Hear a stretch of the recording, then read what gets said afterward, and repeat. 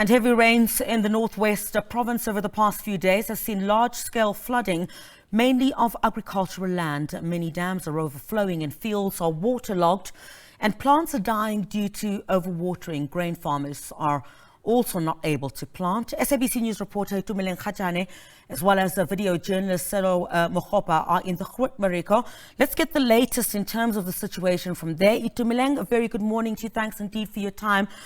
I can already see behind you water just gushing out from there.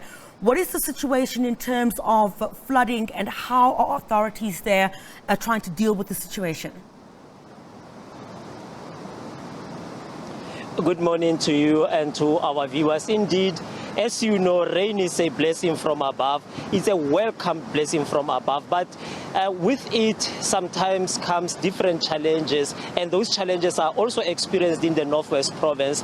We've seen situations where some of the farming areas and residential areas got flooded in the Northwest Province. But currently we're at the Marico Bosveld Dam here in Groot Marico. As you can see there, water is overflowing. This is one of those dams that they do not use sluices like in other dams to release water, but this year they use water spillway to reduce the water once the dam is filled to capacity. And we're told by farmers in this area of Groot Marico that they have different challenges, but I want to hear, or for you to hear those challenges, about those challenges from the farmers themselves. And I've invited Mr. Dan van der Merwe, who is a farmer in this area. Mr. van der Merwe, thank you very much for your time, sir. You're saying that you have different challenges that you are experiencing as the farmers. Please do paint a picture for us. Yeah, I think the rain that we are receiving now is abnormal for this time of the year. Our average rainfall for November is something like 30 to 50 millimeters. In the catchment of the Marico River, we had 80 millimeters up to 200 millimeters for the past 5 days. So we don't know what is coming. If this is the start of the season and the dams are already overflowing, perhaps we will have a very wet season. At this stage, the biggest problem is the wheat farmers. About 10% of the farmers did harvest, but the rest are still on the field. And we are losing quality now, and we are losing the possibility to lose the whole harvest if the rain keeps on. Even if the wheat dries on the field, the combine machines can't go into the field. They get stuck in the mud. So it's quite challenging. Then other farmers, they want to prepare land to plant for the season. It's very wet. They can't get into the fields. Our infrastructure, like the roads, this water is killing our roads. It's really our Department of Roads don't do any management or any maintenance on those roads. And every time it rains like this, big problems. Most of our roads are even, must have a 4x4 to go onto the gravel roads in the area. Yes, I think it's the eastern part of Northwest that have the big problems, and it's mostly the irrigation farmers with the wheat on the fields that have big problems at this stage and have a good chance to lose their whole harvest. Thank you, sir. And then tell me, how do you survive usually when situation is like this? I suppose it also affects you financially. Yeah, of course. The wheat on the fields are worth millions of rands, and it must come in now for your cash flow. So your cash flow at the bank is exactly written to the point where you must get this harvest in to go on. So if the rain keeps on going, most of the farmers, the irrigation farmers having wheat on the fields, will have cash flow problems. Thank you very much, Mr. van der Merwe. Dan van der Merwe is one of the farmers here in Groot Marico. We are currently at the Marico Bosveld farm. But I want to also speak to Susanna, who's also a farmer here.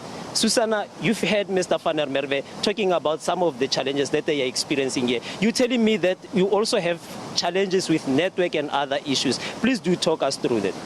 Yes, indeed.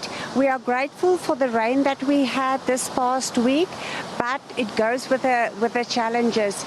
If there's power cuts, Eskom can't get to the proper location to fix the lines.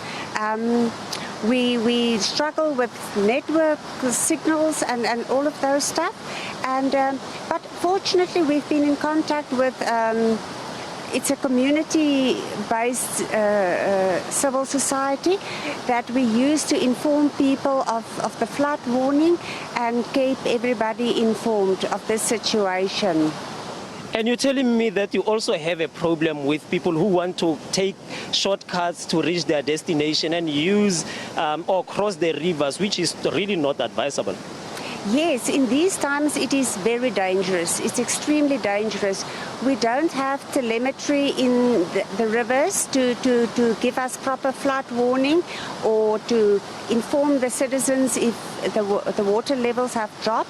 So communication to the residents is difficult to keep everybody informed of the dangers lurking during the flood time.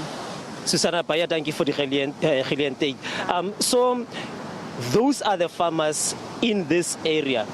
They are talking about the challenges that they are experiencing when it rains like this. This is one of the dams that are always dry. We've reported we've done stories in this dam where farmers were complaining about the fact that they do not have water for irrigation and stuff like that. But today, it's more of a blessing, but also it's more of a challenge for them because now the rain brings with it lots and lots of challenges. I've driven through some of the roads in Groot Marico, and I can tell you that it's difficult to make your way to different places in Groot Marico, especially in the farms, in the farming areas. Yeah. The roads are really, really terrible. But from us here in Groot Marico, it's back to you in studio. Itumeleng, just before we let you go, what is the situation in terms of flooding in certain areas? All that water is certainly some good news for farmers, but on the other hand, the negative side to it is that you might have homes that are flooded, in particular some of the houses that are in areas where as soon as it starts raining heavily, they're affected by the heavy rains in certain parts. What assessment do you have on the ground? Well, I can tell you that it's very difficult to drive into certain areas here, even here in Groot Marico. Some of the farmers are unable to go into the fields because the area is flooded. But also in different areas, you would remember that we've been talking about the area of Dielpan for quite a long time, which experienced floods in the early parts of this year. But even this time around, we are told that the area has flooded as well. So you would have certain areas where floods are being experienced, where people are complaining about the fact that they cannot even sleep in their houses. They have to literally go to other places to go and ask that they sleep there. So different areas, you get reports of floods. In some areas, you would get reports that the area might get flooded, but as the rain stops, then the water would subside. Even here in Groot Marico, there's one bridge where we're told that it was flooded, or which we were told it was flooded, but now it's better. The water has subsided, but there's still a concern because there's still a lot of rain above. And, for those that might be affected, are you seeing any assistance that's being brought in, in particular for communities that may be affected? Well, our colleague Sello Mogopa was in conversation with the Department of Cooperative Governance in the province, which assured us that they are looking out for some of these areas which may get flooded, where people might need assistance. So indeed, we have an assurance from government that they will be looking out for people, that once it gets flooded, they will then dispatch the disaster management teams to those areas. All right, Itumeleng, thank you very much indeed. We appreciate you giving us an update on that. Certainly a situation that we're watching around the country due to heavy rains. Thanks indeed.